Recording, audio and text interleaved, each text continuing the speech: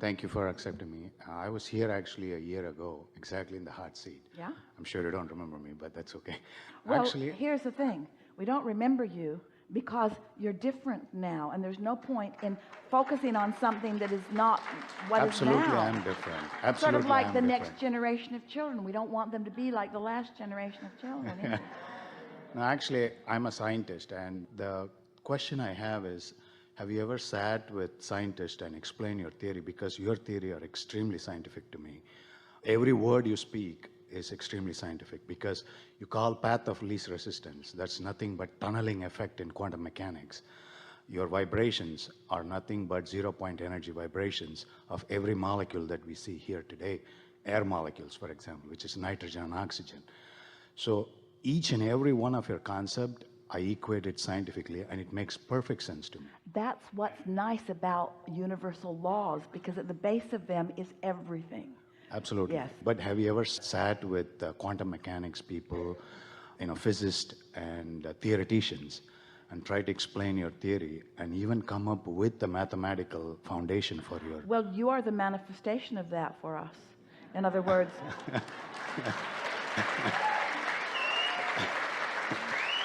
because a collaboration like that Absolutely, between you and Abraham would produce something different than Esther is able to produce. Because Esther, you see, the knowing is here, and that knowing has been created or generated by all that has been lived. You understand the evolution of the species, the evolution of all things. So there is a vibrational beingness. There is a further evolution of all things than man has allowed himself to see materially. Isn't that what the promise of science really is all about? Absolutely, yeah. So here's this vibrational reality, and Esther, without a scientific vocabulary, is receiving the vibration and using as many words as she can find to satisfy the intent that we are offering. So we offer our intent, and she finds the words, and we feel satisfaction in the words that she finds.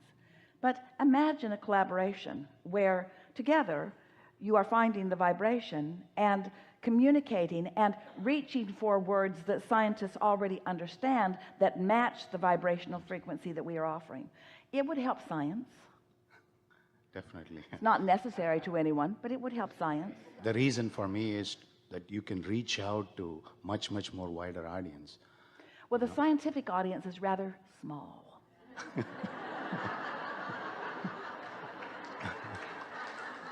And stubborn. Stubborn, that's very and true. sort of set in the what is ways. That's correct. And also needing everybody scientifically to agree before they move even a little bit forward. That's very true, but I think one of the main resistance there, even I had in the very beginning, was the acceptance of that source energy, because we need mass for that. That was really my initial fight with that theory. And So was the bridge for you vibration? yeah, vibrations, That was the absolutely. bridge, Yeah, wasn't absolutely, it? Because yeah. once you begin thinking like a vibrational being, everything starts making sense. believe And it or until not- then, you're just moving dirt around. Right, absolutely. And my PhD is actually in vibration spectroscopy, so that really clicked me right away.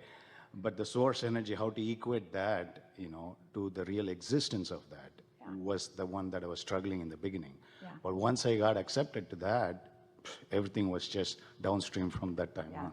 Yeah. Thank you so much. Yeah. Yes, indeed.